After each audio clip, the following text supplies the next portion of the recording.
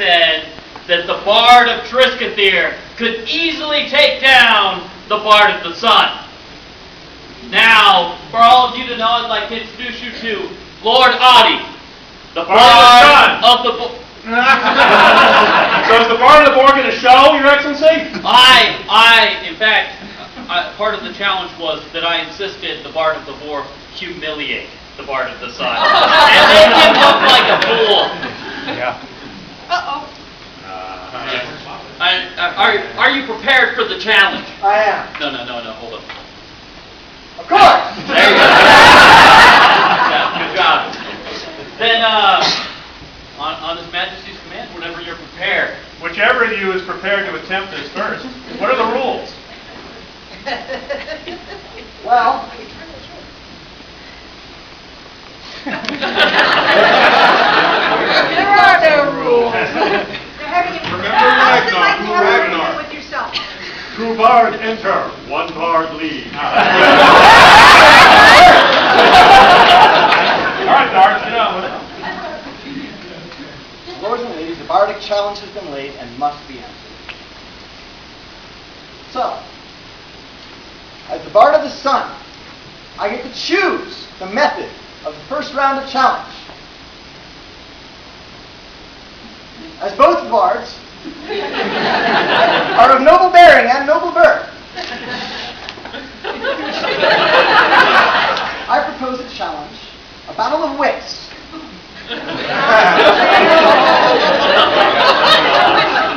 From the text of St. Albans, from the year 1486.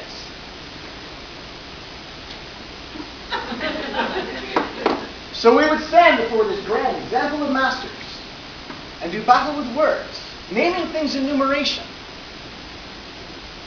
Indeed, we shall stand before the assembly. And let these judges determine who is the best as we plan a hunt. For planning a hunt, we should invite a state of princes. And a pride of lions of Abraham. And a singular of Boar, as Triskathir will be present. If they misbehave, can I call them a drift of hog? Nay, no worse than a sounder of swine.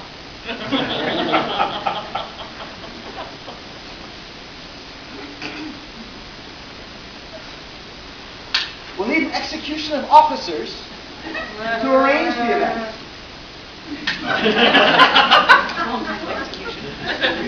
And a boast of soldiers to defend it. And a rout of knights as well.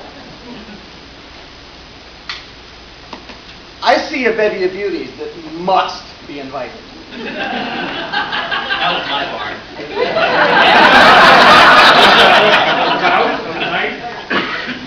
An illusion of painters to immortalize the event. And a worship of writers. A scolding of seamstresses to ensure all are dressed in their finest. A proud showing of tailors to ensure the perfect fit.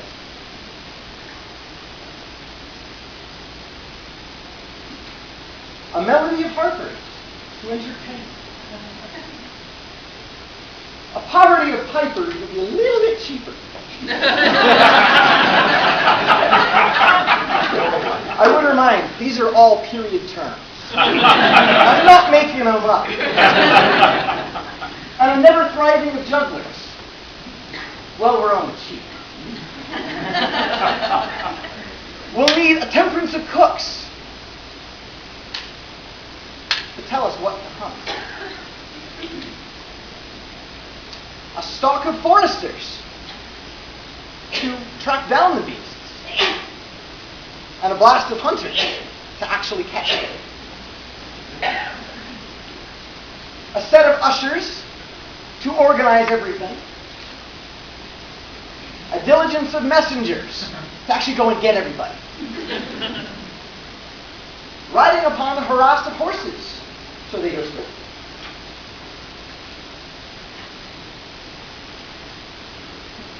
A subtlety of sergeants.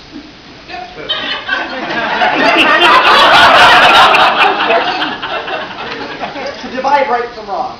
A bit of a footnote. It's an ancient term for lawyers.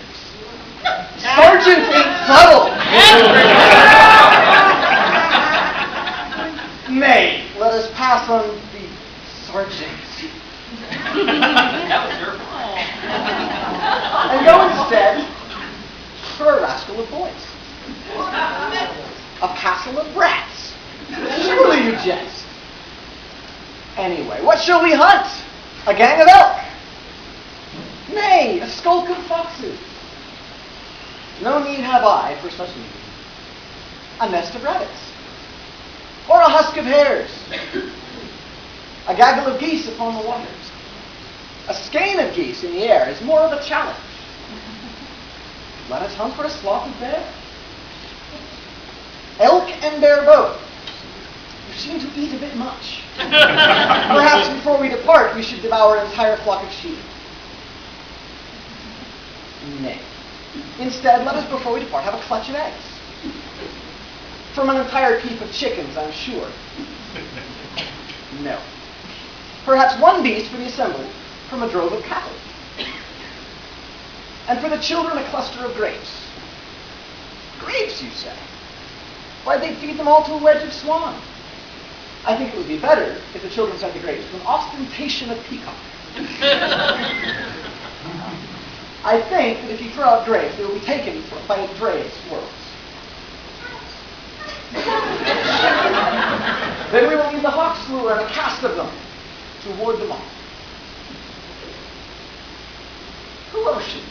A rage of maidens.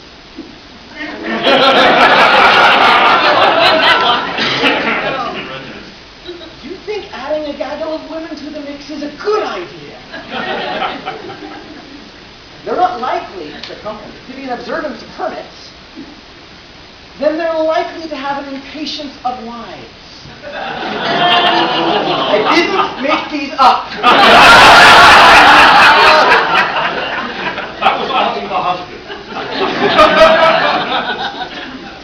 If we are to invite a rage of maidens, I fear at the end of the day there will be nothing left of us but a feast for murder of crows. Or an unkindness of ravens.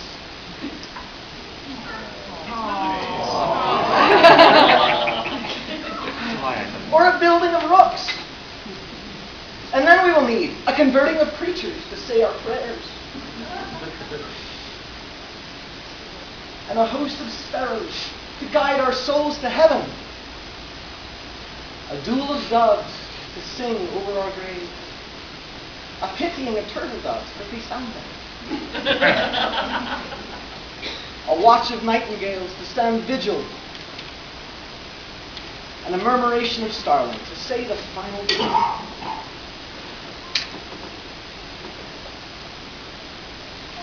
It occurs to me, the tale is done, and I will yield the battle of wits for the first round. However, I will say I could name a dozen more, some of which are appropriate, some of which are not.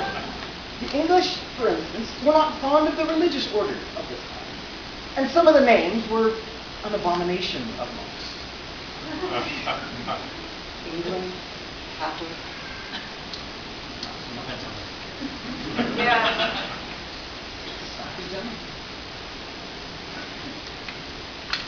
I will yield the round for now. Rather, I will yield the round for now. Until such a time occurs that the second round can begin. I have a plan in mind for that. I would invite the bar of the board to do his. So I should.